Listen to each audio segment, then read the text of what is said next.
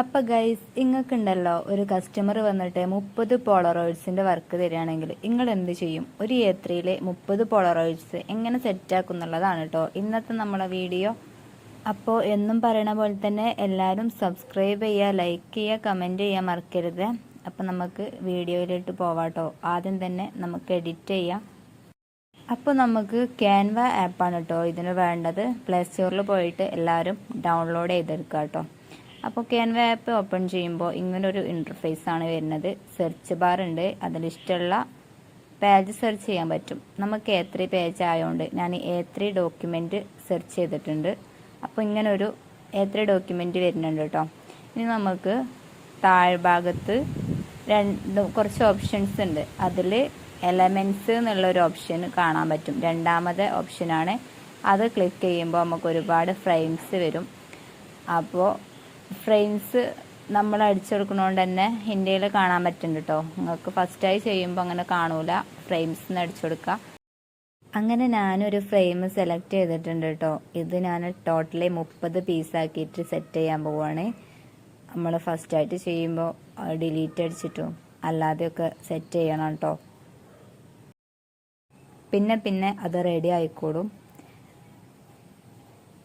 അപ്പോൾ ഞാനിത് അങ്ങോട്ടും ഇങ്ങോട്ടൊക്കെ ഡ്രാഗ് ചെയ്ത് കൊടുത്തിട്ട് ഫൈനലായിട്ട് ഞാൻ റെഡിയാക്കാൻ പോവാം കേട്ടോ. ഇനി സിമ്പിളായിട്ടുള്ളൊരു പരിപാടി ഉണ്ട്, അത് ഞാൻ കാണിച്ചു തരാം.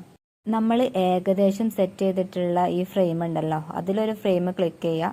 എന്നിട്ട് താഴെ ഭാഗത്തേക്ക് പോകുമ്പോൾ നമുക്ക് 3 ഡോട്ട്സ് കാണാൻ പറ്റും. ആ ഡോട്ട്സിൽ ക്ലിക്ക് ചെയ്താൽ സെലക്ട് മൾട്ടിപ്പിൾ എന്ന് കാണാൻ പറ്റും. ഇങ്ങനൊരു ഓപ്ഷൻ ഉണ്ട്. അതിൽ എല്ലാതും നമ്മൾ സെലക്ട് ചെയ്യുക, എല്ലാ ഫ്രെയിമും. അങ്ങനെ സെലക്ട് ചെയ്തതിന് ശേഷം നമ്മൾ ഗ്രൂപ്പ് എന്ന് കൊടുത്താൽ മതി കേട്ടോ. അപ്പോൾ എല്ലാതും ഒറ്റ ഗ്രൂപ്പായി കിട്ടും. എന്നിട്ട് നമുക്ക് അത് ഡ്രാഗ് ചെയ്ത് കൊടുത്താൽ മതി. അപ്പോൾ കറക്റ്റിൽ നമുക്ക് ഒരേ സൈസിൽ കിട്ടിക്കോളും. ശേഷം നമുക്ക് അതിൻ്റെ ഡ്യൂപ്ലിക്കേറ്റ് കോപ്പി എന്നൊരു ഓപ്ഷൻ ഉണ്ട്. അതിൽ തന്നെ കോപ്പി ചെയ്യുന്നുണ്ട്. എന്നിട്ട് പേസ്റ്റ് ചെയ്താൽ നമുക്ക് എത്ര ഡ്യൂപ്ലിക്കേറ്റ് വേണോ അത് നമുക്ക് റെഡിയാക്കാൻ പറ്റും കേട്ടോ. അങ്ങനെ ഇതാ ഫൈനലി നമ്മൾ 5 സെറ്റ് ഫ്രെയിംസ് റെഡിയാക്കിയിട്ടുണ്ട്. ടോട്ടലി 30 പീസാണ് കേട്ടോ ഇതുണ്ടാവുക നമുക്ക്.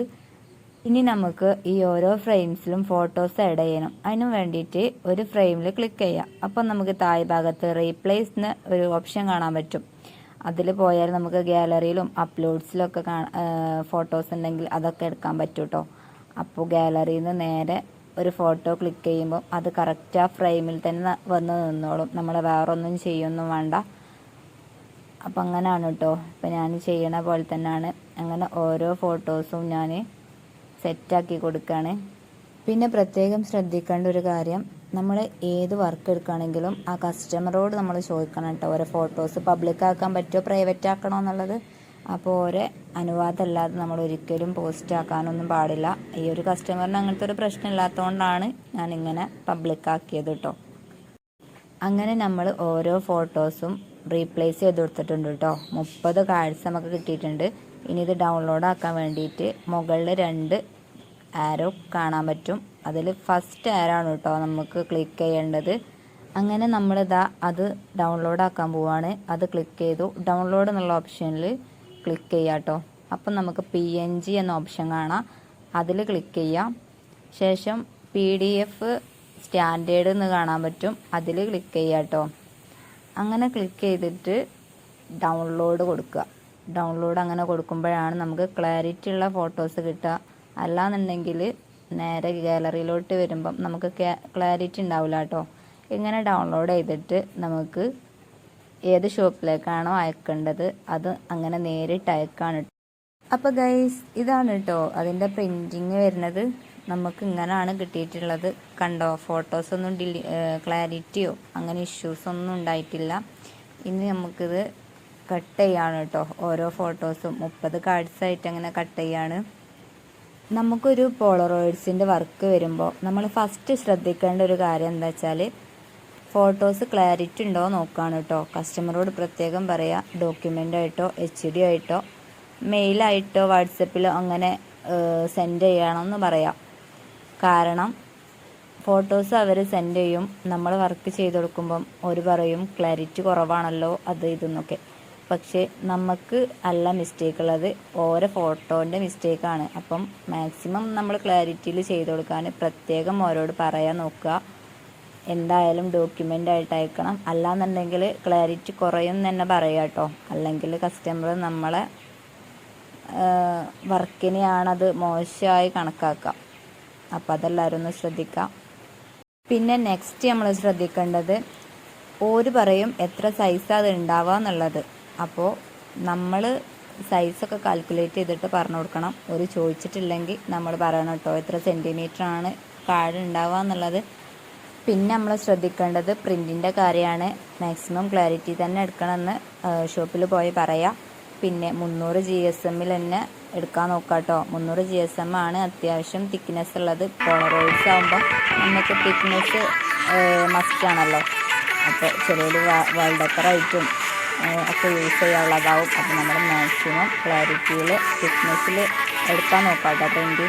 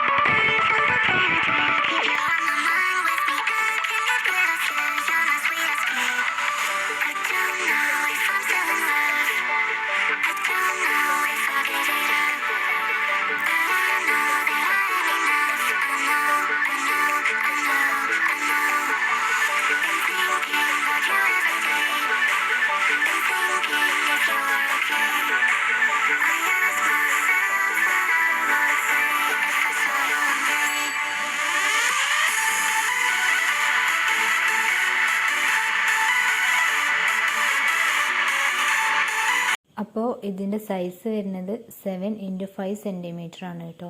അങ്ങനെ നമ്മൾ 30 കാർഡ്സും സെറ്റാക്കിയിട്ടുണ്ട്. ക്രാഫ്റ്റേഴ്സിനും സ്മോൾ ബിസിനസ് ചെയ്യാൻ ആഗ്രഹിക്കുന്നവർക്കും ബിഗിന്നേഴ്സിനൊക്കെ യൂസ്ഫുൾ ആയിട്ടുള്ള വീഡിയോ ആണെന്ന് വിചാരിക്കുന്നു. അപ്പോൾ എല്ലാവരും ഒന്ന് ഷെയർ ചെയ്ത് കൊടുക്കുക കേട്ടോ. കമൻറ്റ് ചെയ്യാനും ലൈക്ക് ചെയ്യാനും സബ്സ്ക്രൈബ് ചെയ്യാനും മറക്കരുത്. നെക്സ്റ്റ് വീഡിയോ കാണും വരെ ബൈ.